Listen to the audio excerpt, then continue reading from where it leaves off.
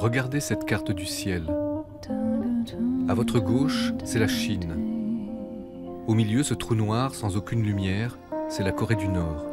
Et plus bas, cette énorme tache blanche, c'est la Corée du Sud. Après la guerre de Corée qui a opposé de 1950 à 1953 le Nord, communiste, au Sud, pro-américain, la Corée du Sud était considérée comme le troisième pays le plus pauvre de la planète, juste avant le Soudan.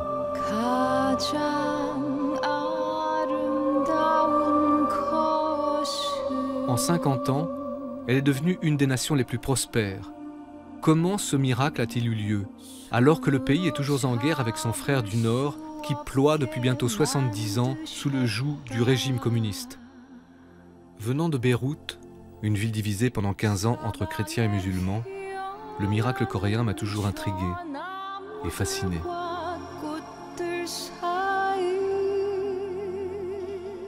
Nous irons en 5 étapes à la découverte de grands sites industriels, de magnifiques îles, de cités médiévales, de temples bouddhistes et de la capitale, Séoul. Je vous emmène à la rencontre des fabricants du miracle coréen. Artistes, écrivains, industriels, paysans et religieux. Ceux qui ont fait de ce pays, 7 fois plus petit que la France, cette exception dans notre monde tumultueux.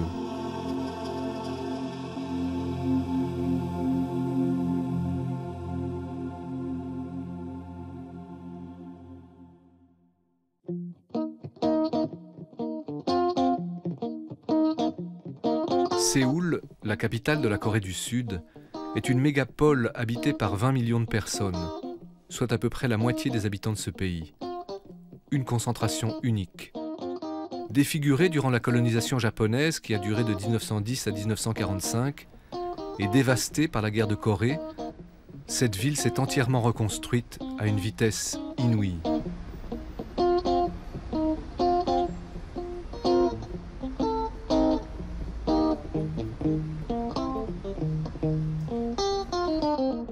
J'ai découvert Jun Han à Paris. C'est une jeune photographe de 30 ans qui a déjà exposé à Londres, Shanghai, Los Angeles et bien d'autres villes. Elle a inventé un concept original de photographie que j'appellerais vertigineuse. Je suis née à Séoul et j'ai étudié à Los Angeles, à l'Université de Californie du Sud, qui est proche du centre-ville. En 4e année, j'ai assisté à un cours optionnel de photographie enseignant les bases de la chambre noire et j'ai été complètement séduite par la photo. J'ai passé la plupart de ma vie en ville. Je suis une vraie citadine.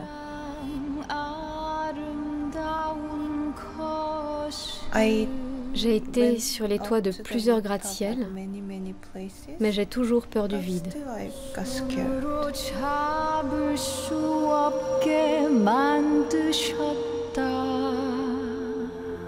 Jun Han montre ses photos à Sverrir Gudjonsson, le contre-ténor islandais qui prépare un concert à Séoul.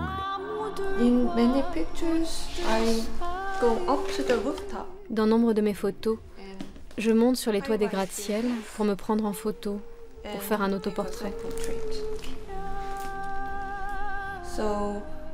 Le processus est toujours le même.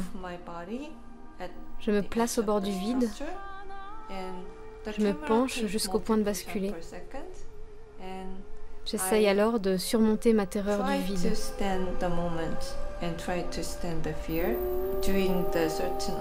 J'appuie sur le déclencheur jusqu'à ce que la carte mémoire soit pleine. C'est ainsi que je prends mes photos, comme un rituel.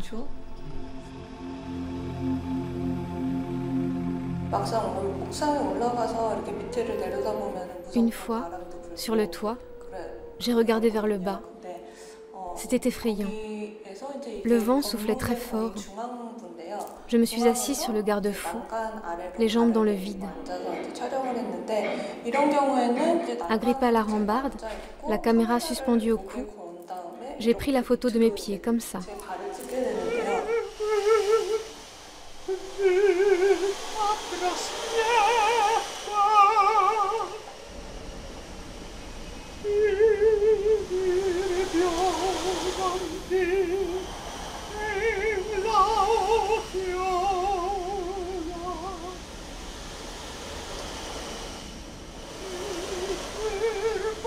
Noreum Machi est un groupe de rock traditionnel coréen.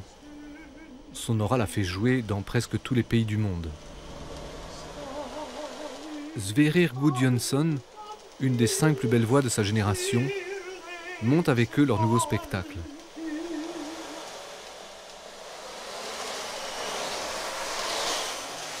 Harry Park, la jeune diva du pansori, l'opéra traditionnel coréen, est de la partie. Nous les rejoignons pour leur première répétition.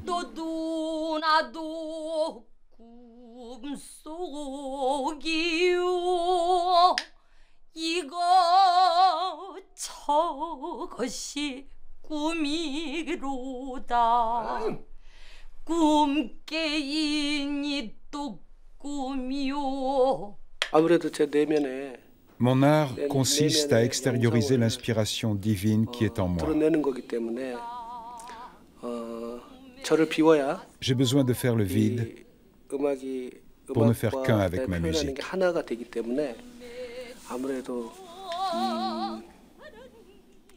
Ma musique est d'inspiration chamanique. À mon sens, le propre du chaman est la recherche de l'équilibre. Monsieur Sverrir est sur le plan spirituel tel que je l'avais imaginé, si bien que je me suis senti très proche de lui.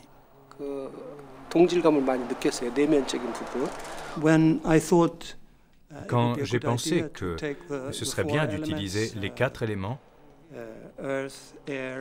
terre, air, feu et eau, pour notre spectacle,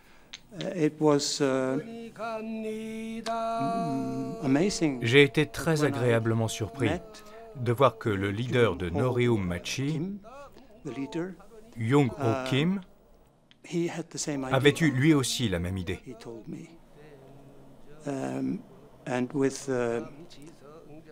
Ari-san, san veut dire madame en japonais.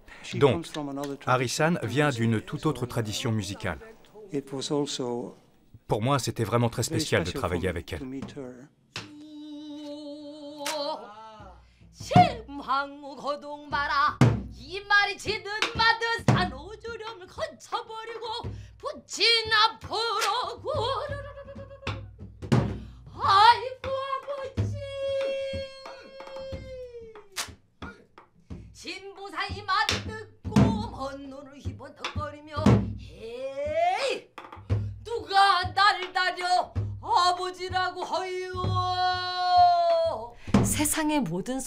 Je pense que le pansori exprime tous les sons du monde.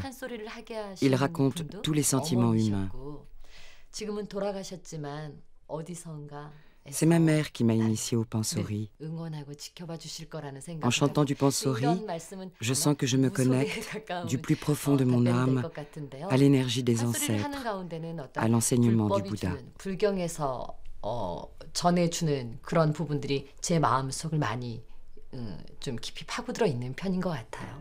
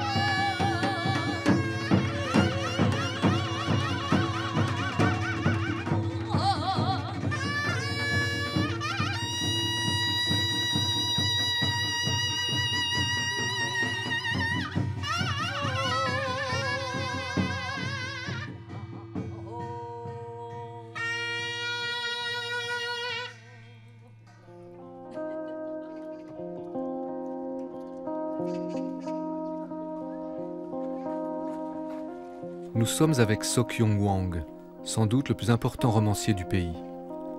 Malgré l'interdiction de visiter la Corée du Nord, l'écrivain s'y rend pour revoir sa famille. À son retour au Sud, il est emprisonné pendant 5 ans, de 1993 à 1998. Il a contribué par son action et son écriture à la démocratisation de son pays. Nous visitons avec lui le Gyeongbokgung, palais du bonheur resplendissant, bâti en 1394. Il est un des 5 palais royaux construits sous la dynastie Joseon, qui régna jusqu'en 1910. Il avait été presque entièrement détruit pendant l'occupation japonaise. Ce palais est en cours de restauration et constitue une des rares traces du magnifique passé de ce pays.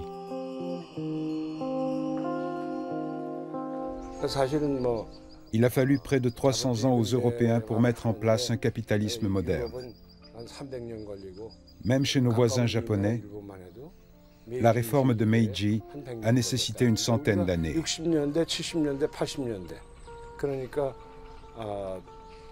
Or, la Corée est arrivée au même résultat sous 2 dictatures militaires entre les années 1960 et 1980.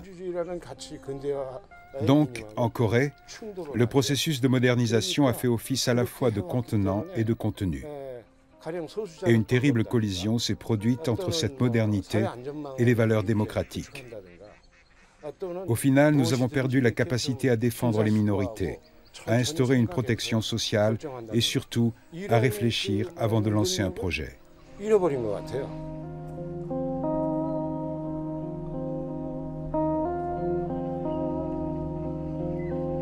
가장 소중한 것은 혼자 가질 수 없게 만드셨다. 새로운 달력 속에 한국인의 정서를 한마디로 그냥 En un mot, il me semble que la principale caractéristique de l'âme coréenne est la retenue. On ne se laisse jamais aller. On retient nos émotions. On se garde de foncer sans réfléchir, mais ce qui ne nous empêche pas de déraper volontairement 1 ou 2 fois hors des limites du cadre défini.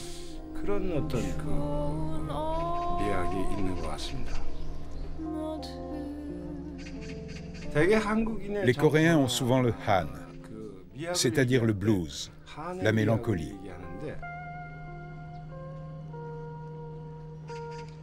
Le Han renvoie à une intériorisation des souffrances et des frustrations accumulées. D'une certaine façon, l'âme coréenne m'évoque un sourire qu'on esquisse timidement après avoir pleuré toutes les larmes de son corps. 연못이 아닌 이렇게 바라보는 것이 아니라 이쪽을 바라보고 서 있는데요. 오른쪽에 지금 건물이 바라보는 쪽에 뭐가 보이세요? 소나무 보이시죠? 소나무.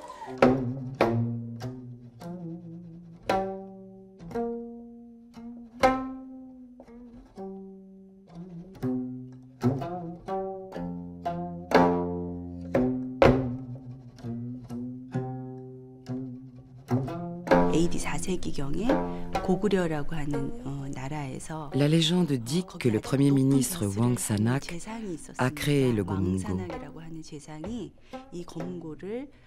Non seulement il a créé le Gomungo, mais il a interprété ses propres compositions.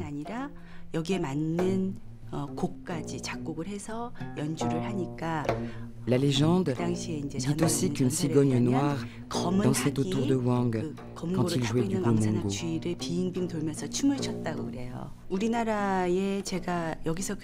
Quand je vis en Corée, je ne ressens pas la division du pays, sans doute à cause de l'ambiance qui règne chez nous. Mais quand je suis à l'étranger, je la ressens très fortement.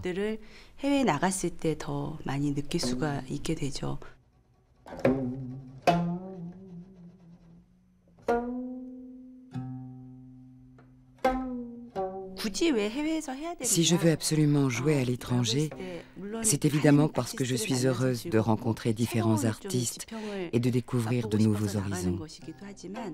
Mais c'est surtout parce qu'à l'étranger, on arrive à plonger son regard dans son propre cœur et à mieux se comprendre.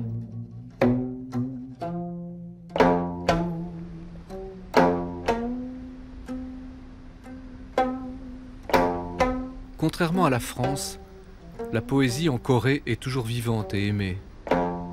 La poétesse, Chung Hee-moon, est sans aucun doute la plus illustre de son pays. Elle a bousculé la langue coréenne, transformant ses poèmes en hymne à la liberté. 남편은 내 날개를 그리고 또 누군가 내 머리를 가지고 달아나서 하나씩 더 붙이고 유령이 되지. 키 큰 남자를 보면 가만히 팔 걸고 싶다. 어린 날 오빠 팔에 매달리듯 그렇게 매달리고 싶다. 열쇠는 필요 없어. 바람의 순간을 즐겨줘. 아니, 신나게 죽여줘. 지난해 꽃 속에 묻어둔 까만 그 꽃씨는 어디로 가버렸는가. 씨앗 대신 그 자리에 꽃 한 송이 피어나 진종일 자릉자릉 종을 울린다.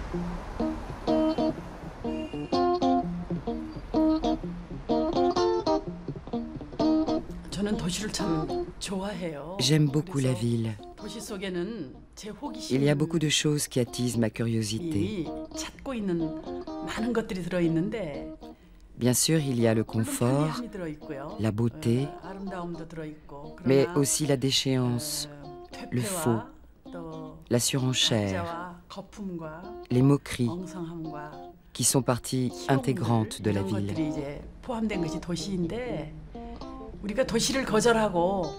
Mais même si on rejette la ville, on est quand même apprivoisé par l'urbanité.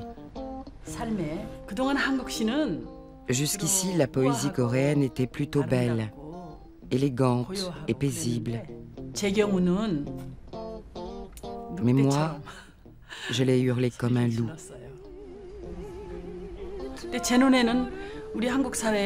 Il y a des bâtiments flamboyants. On voyage rapidement grâce aux moyens de transport modernes. Mais au fond, il y a une tristesse, quelque chose de bâclé, de grossier, de faux, qu'on ne peut pas cacher et qui se voit.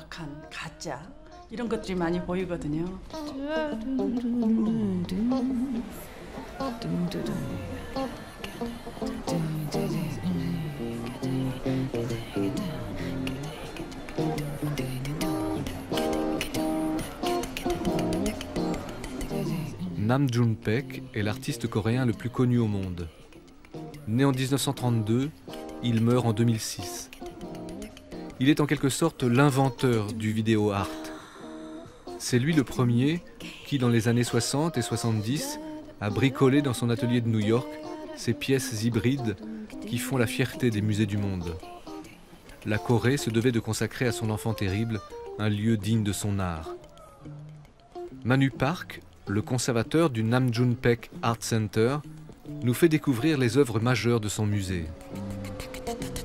Avant Nam June-paik, l'artiste pouvait être défini comme peintre, sculpteur ou bien photographe.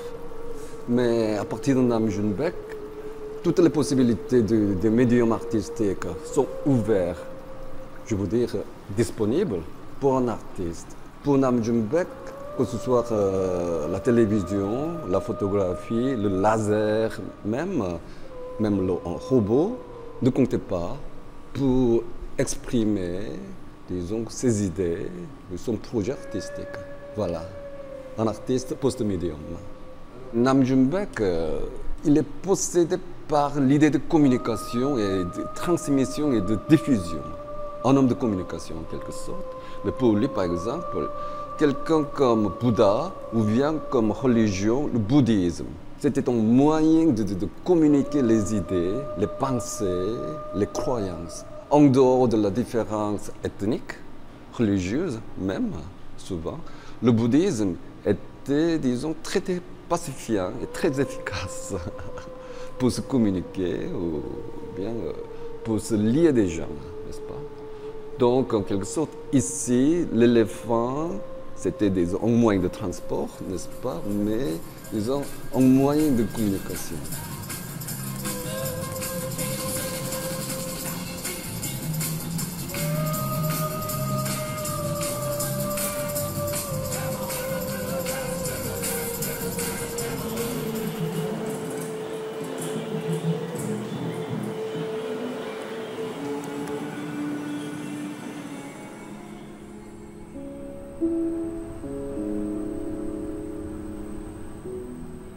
Cette pièce est vraiment majeure de Nam June Paik.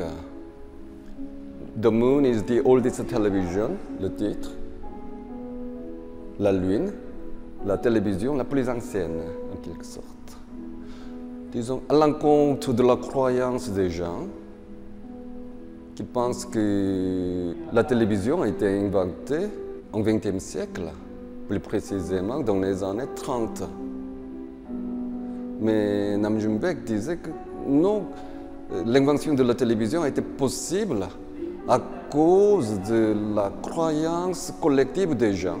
C'est-à-dire que, disons, depuis l'époque très très ancienne, les hommes fantasmaient. La Lune fait l'objet du fantasme, de la fantaisie, de la poésie, du rêve des gens.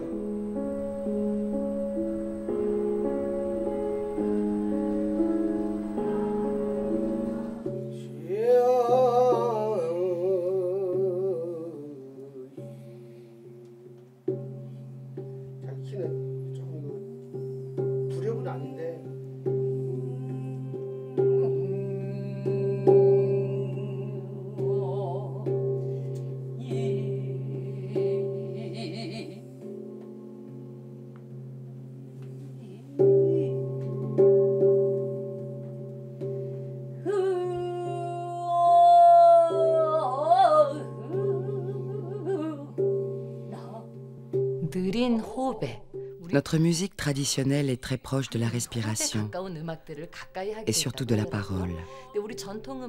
C'est une musique qui a pour origine la parole et qui raconte l'histoire de la Corée qui a été malmenée par de nombreux envahisseurs. Notre tradition est aujourd'hui délaissée par la jeunesse, mais elle ne disparaît pas.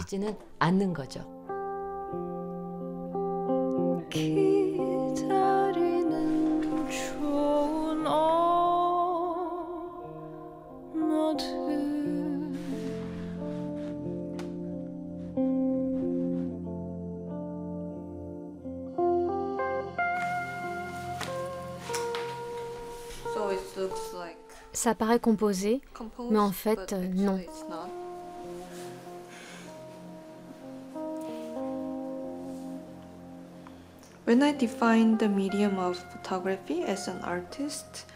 Je pense que la photo est le médium de la transcendance parce qu'elle transcende le temps et les phénomènes naturels.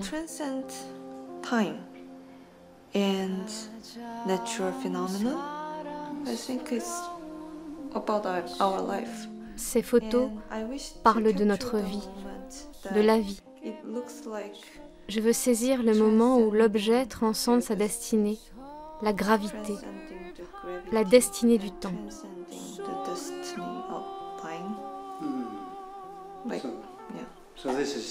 C'est donc l'arbre de la vie.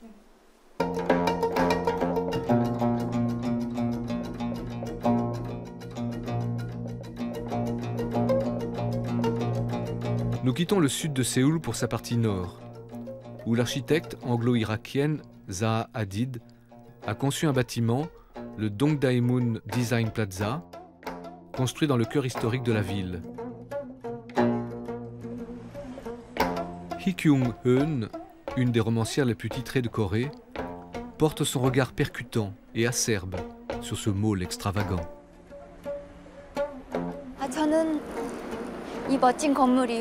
Je ne sais pas pourquoi ce bâtiment se trouve ici. Certaines personnes disent que c'est un ovni qui a fait un atterrissage forcé à Séoul. Si l'architecture reflète une certaine philosophie, je pense que celle-ci est très loin de la philosophie coréenne. Je suis arrivée ici en taxi et j'ai dit au chauffeur que j'allais au Design Plaza de Dongdaemun. Il m'a dit « Ah, le grand bâtiment bizarre ».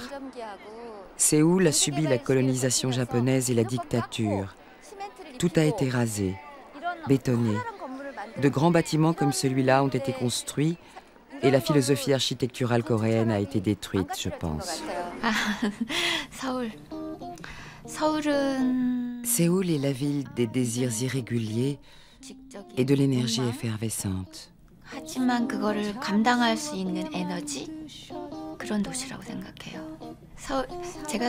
Je vis à Séoul depuis 37 ans. Je ne suis pas originaire d'ici. Je suis de la province. Mais dès l'université, j'ai choisi de vivre à Séoul. J'y ai fondé ma famille et je vieillis ici. Je ne peux qu'aimer Séoul, car mon travail d'écrivain, toute mon œuvre s'est construite autour des problèmes de Séoul.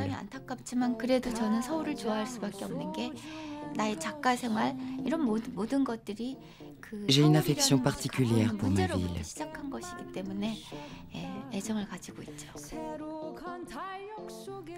Je pense qu'aujourd'hui, la foi religieuse n'est pas vécue par les Coréens comme une question de croyance. Il s'agit plutôt, et avant tout pour eux, d'appartenir à une communauté, à un groupement d'intérêts. Ce qui les anime, c'est l'appartenance à une communauté plutôt qu'une réelle foi. Cet aspect s'est de plus en plus accentué. Les Coréens sont pragmatiques. Ils ne sont pas si philosophes que ça. Ils prient avant tout pour leur propre salut et bonheur.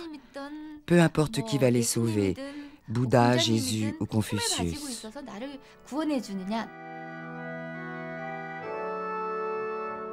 De tradition confucéenne et bouddhiste, la Corée est le seul pays au monde à s'être auto-converti au christianisme.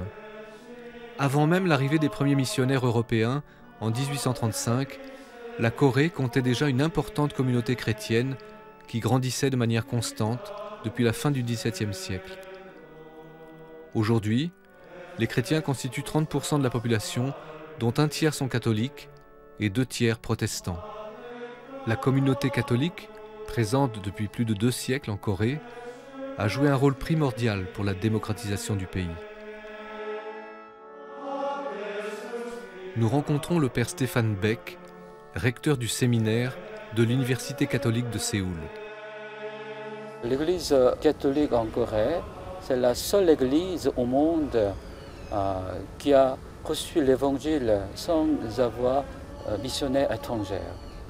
Pourquoi ils se sont convertis au christianisme? Parce qu'ils ont découvert dans le christianisme vraiment la liberté et l'égalité.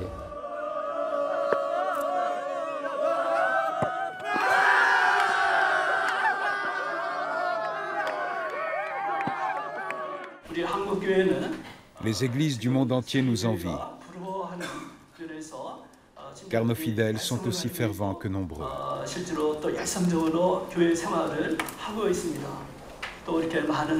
Nos séminaires ne désemplissent pas, et l'Église coréenne a les moyens, y compris financiers, de contribuer à la défense de la foi.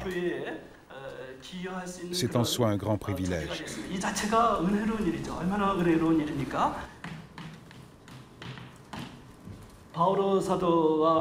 Nous avons beaucoup de vocations sacerdotales.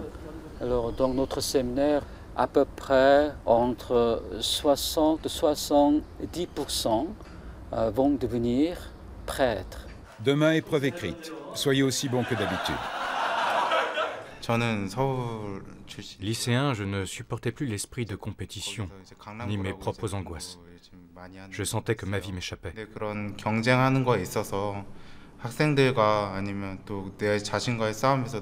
J'ai hérité de la foi de ma mère. J'assistais tous les dimanches à la messe. En observant le prêtre, j'ai compris alors que j'avais la vocation et que la prêtrise était le véritable but de ma vie.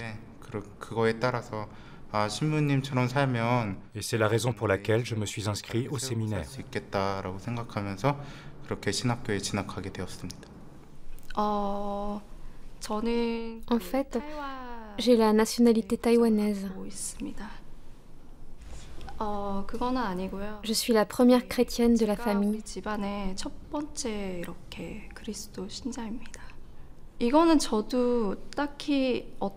C'est très compliqué à expliquer. Je dirais que c'est le hasard, ou plutôt la volonté du Seigneur.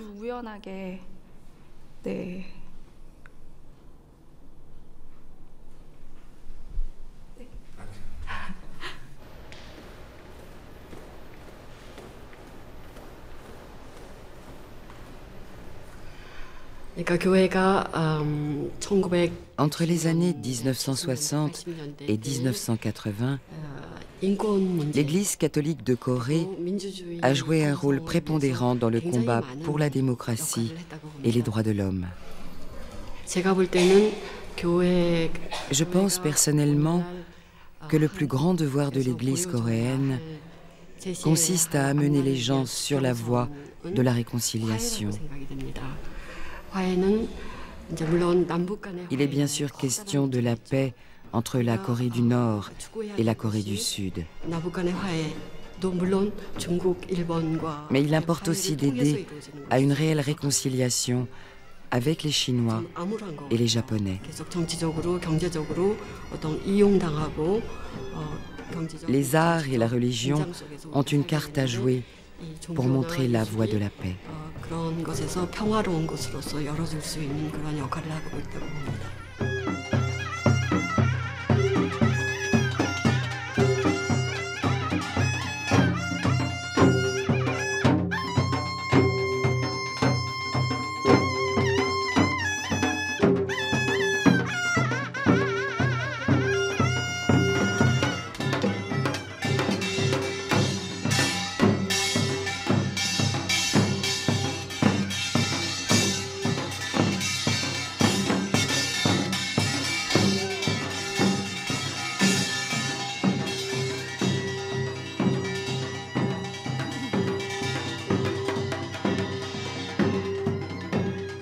Jungman Kim est le plus grand photographe coréen. Il a travaillé dans la mode pendant des années. Bouleversé par un arbre, il abandonne la mode pour se consacrer entièrement à son art. Il est exposé dans les musées et les lieux les plus prestigieux du monde, tels la Biennale de Venise.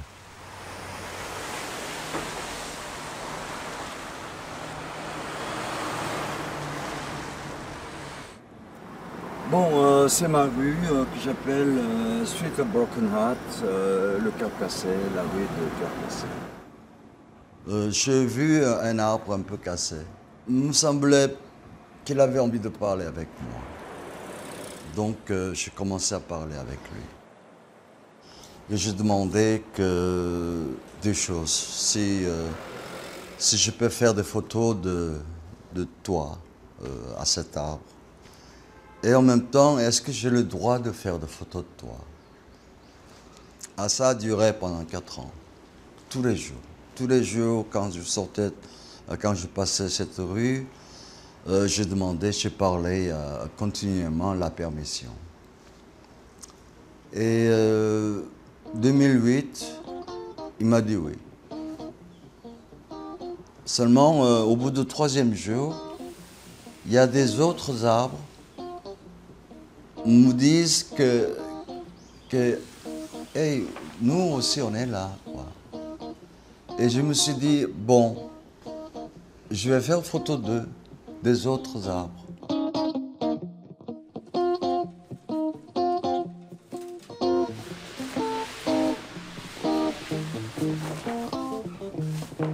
Bon, c'était une photo assez importante. Et j'étais là, prendre cette branche de l'arbre. Il y a l'oiseau qui est arrivé. Et je dis donc, est-ce que tu peux rester un peu? Et il est resté. Il est resté, je sais pas, un peu plus de 30 secondes. Qui est long, quoi, en fin de compte. Parce que avant cette photo-là, j'ai presque jamais enfin, j'ai pas eu des oiseaux dans mes images. Voilà. J'ai commencé à voir de l'oiseau dans mes images. 서로를 바라보는 눈 속으로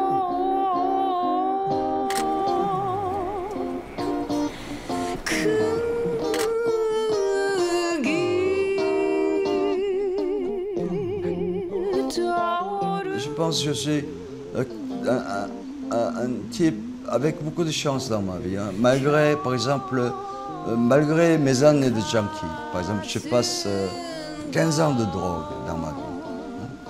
C'est énorme, tu vois. Je suis sorti.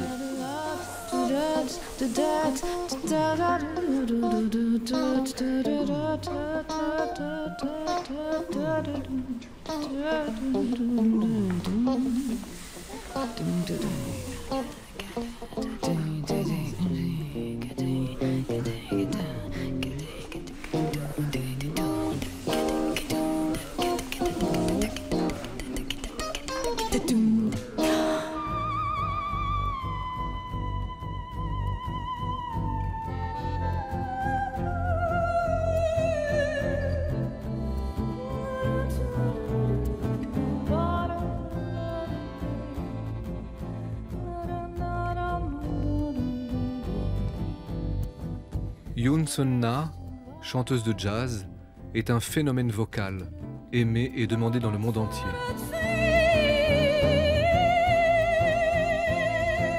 Elle partage sa vie entre la Corée et la France et sillonne les routes des plus grands festivals du monde.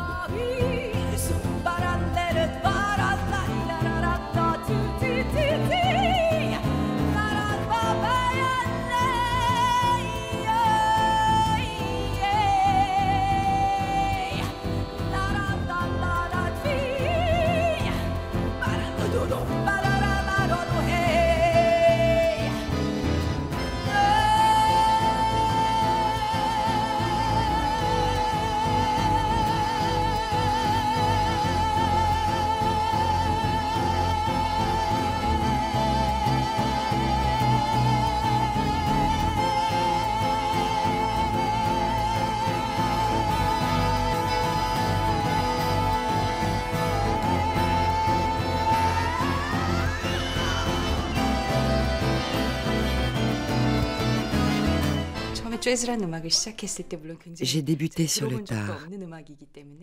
Je ne connaissais pas vraiment le jazz. J'avais la trouille. Mais l'influence de mes parents m'a beaucoup aidée. Petite, ils m'ont fait découvrir différentes musiques.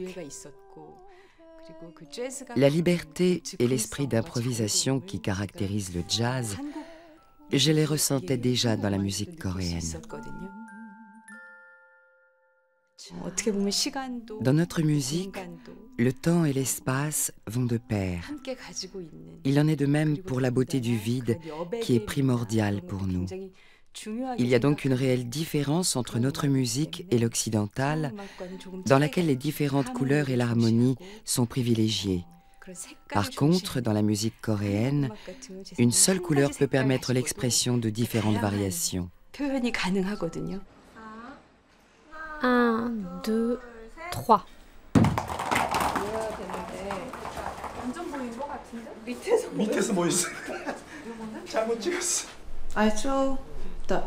Je lance les pommes dans le vide.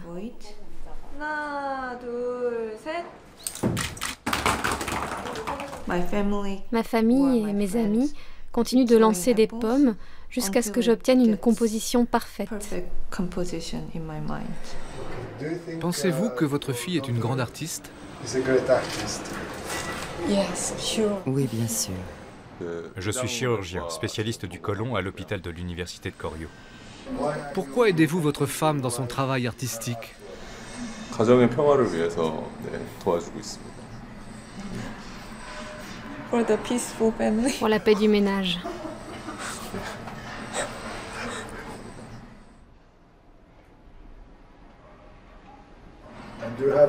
Avez-vous des disputes? Des disputes, jamais.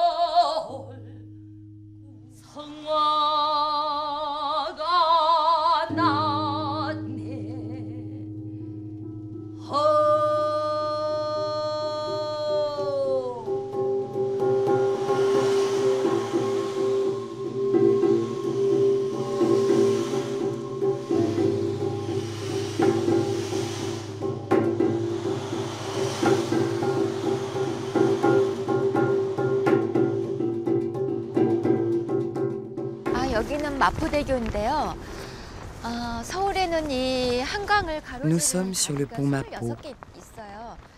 Il y a 26 ponts à Séoul qui relient les deux rives du fleuve Han. Ce pont-ci a beaucoup fait parler de lui, car de nombreux jeunes viennent se suicider ici. Ils se déchaussent avant de se jeter à l'eau, comme s'ils rentraient à la maison ou s'ils entraient dans un temple, comme pour un rituel.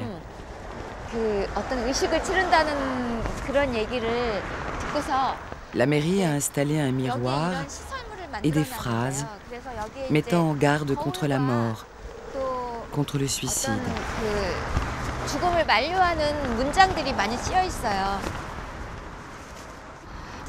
En Corée, la ferveur éducative est incroyable. À cause de la compétition, les adolescents n'arrivent pas à supporter la pression et se suicident. Je veux que cette course effrénée s'arrête, que ce système compétitif s'arrête et qu'on arrive à trouver très rapidement un autre système où chaque individu puisse être heureux. Ce pont symbolise les paysages de Séoul. De plus, il a un rôle fonctionnel. Je ressens que ce pont a un désir très fort de s'étendre, d'aller vers un autre monde. J'ai écrit beaucoup de romans qui se déroulent ici, et à chaque fois, je me rends compte à quel point le fleuve enrichit et embellit la ville.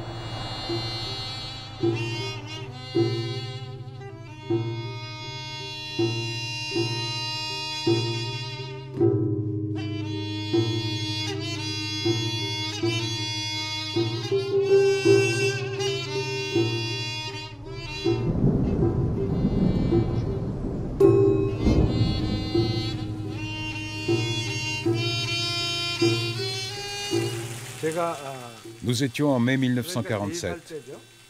Je devais avoir 4 ans. Mon père venait de trouver du travail dans le sud. Nous vivions chez mes grands-parents à Pyongyang. Alors nous avons traversé le 38e parallèle qui sépare les deux Corées pour nous réfugier au sud. Je me souviens qu'on m'avait bâillonné avec des chiffons, de peur que je ne pleure durant la traversée.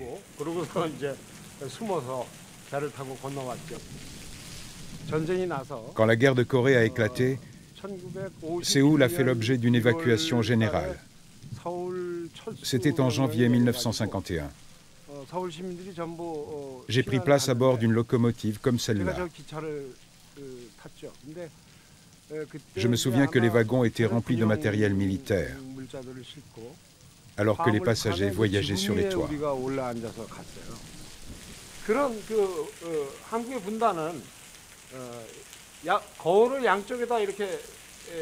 Pour moi, la division de la Corée évoque des chimères que deux miroirs se renvoient l'un à l'autre.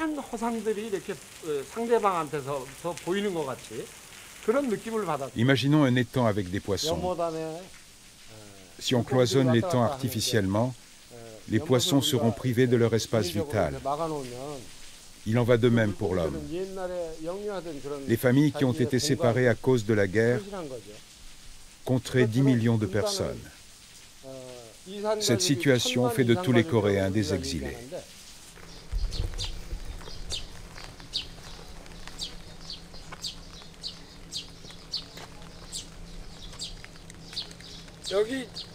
Quelqu'un y a écrit les noms de son grand-père, de son père et de son grand frère, ainsi que le sien. Je suppose que l'inconnu a pris cette initiative, faute de pouvoir rejoindre ses proches au nord. On peut même lire son adresse. Il habite quelque part en Corée du Sud. Les membres de sa famille s'appellent Yoo Hong-nok, Yoo Gi-yeon et Yoo Song-ok. Il y a aussi son propre nom. Ce petit morceau de tissu raconte l'histoire de tout un clan. C'est aussi l'histoire du peuple coréen.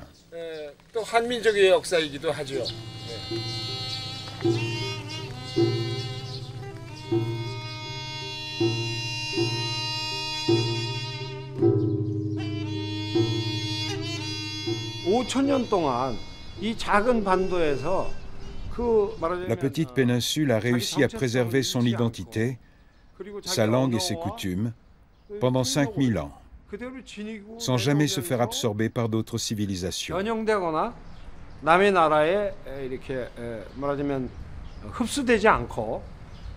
Cet exploit s'explique par une flexibilité et une ouverture d'esprit propre aux Coréens. 또 그런 어떤 열린 마음 이런 데 있는 것 같습니다.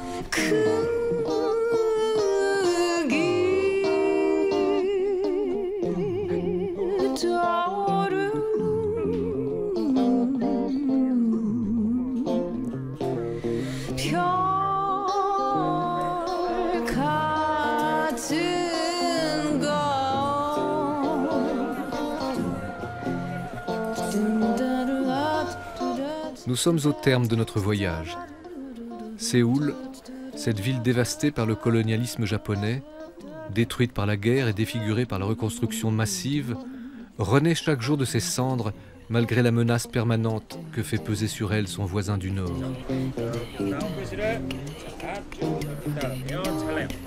J'ai une profonde douleur en pensant à Beyrouth, ma ville natale, qui se débat encore et toujours dans les affres de ses propres folies.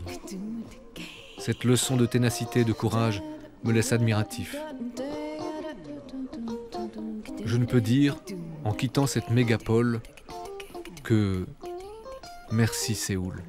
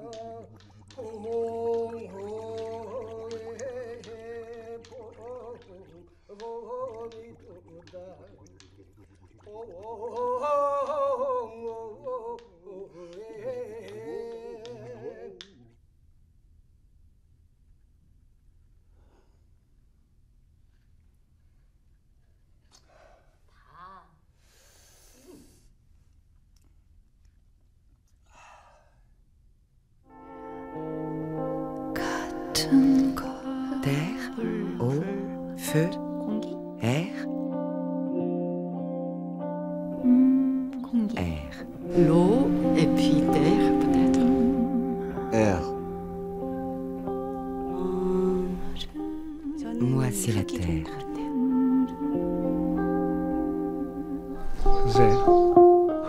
Moi, j'aime la terre. La terre.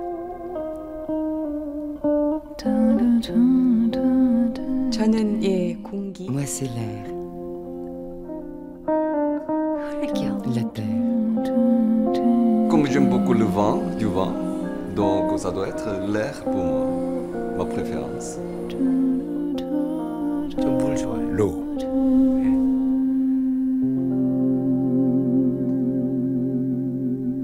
L'air.